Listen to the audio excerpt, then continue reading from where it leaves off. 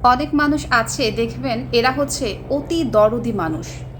এরা নিজেদের ঘর ঠিকমতো রাখবে না, কিন্তু অন্যের ঘরে কি হচ্ছে না হচ্ছে, কি রান্না হলো, তারপর ঘরে কোনো ঝামেলা হলো কি না, কিংবা ভালো কোনো কিছু হলো কি না, এই সব কিছু তাদের এই মাথার মধ্যে থাকবে। অথচ এদের নিজের বাড়ি, নিজের ঘর, নিজের বর, নিজের বাচ্চা, নিজের আত্মীয় স্বজন, কিংবা নিজের শ্বশুর শাশুড়ি, কিংবা নিজের বাবা মা, এদের কোনো চিন্তা এদের মাথায় নাই। সারাক্ষণ হচ্ছে কার বাসায় কি হচ্ছে। এই সমস্ত চিন্তা ভাবনা যাদের আছে তাদেরকে বলছি, নিজের ছোট একটা জীবনে কেন অন্য মানুষের এত চিন্তা আপনাকে মাথায় নিতে হবে? কি দরকার? এখান থেকে তো আপনার কোনো লাভ হচ্ছে না। শুধু শুধু যেটা হচ্ছে সেটা হচ্ছে গসিপ হচ্ছে, এবং নিজের পার্সোনাল লাইফে হয়তো আপনি টাইম দিতে পারছেন না।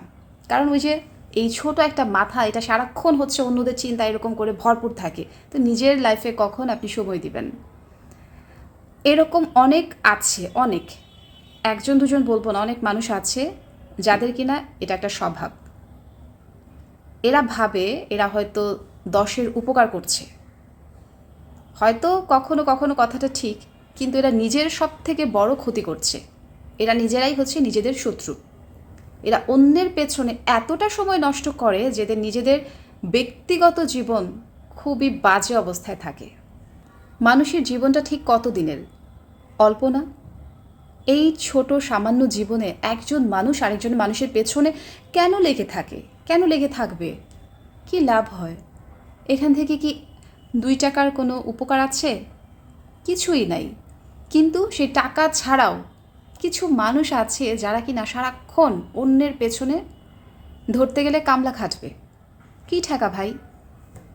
অন্যের পেছনে যেই সময়টা আপনি নষ্ট করছেন বা করবেন, সেই সময়টা যদি আপনি আপনার নিজের জীবনে দেন, অনেক উপকারে আসবে।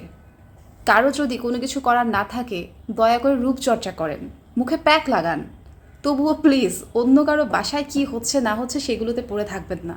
কারণ এটা তাদের লাইফ, তাদের জীবন। আপনার এখান থেকে 2 টাকার লাভও নাই, লসও নাই।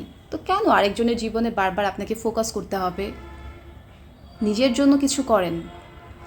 আর একেবারেই যদি এরকম হয় যে আপনি অন্য কারো জীবনে কথা না বলে থাকতে পারেন না, অন্য কাউকে নিয়ে না ভেবে আপনি থাকতে পারেন না, তাহলে প্লিজ আমি আপনাকে সাজেস্ট করব যে কিছু মুভি দেখেন। মুভি দেখে হলেও নিজের মাইন্ডটাকে অন্যদিকে ডাইভার্ট করেন। কিন্তু সেটা না করে যদি অন্যের পেছনে লেগে থাকেন, আপনি ডিপ্রেশনে চলে যাবেন। লাস্ট একটা কথা বলি, যদি অন্যের চিন্তা করতেই হয়, তবে অন্য কারো কিভাবে উপকার হবে আপনার দ্বারা সেটা চিন্তা করেন। এতে করে যাদের চিন্তা আপনি করছেন সেই মানুষগুলোর কাছে অন্তত আপনি হিরো কিংবা হিরোইন হয়ে থাকবেন।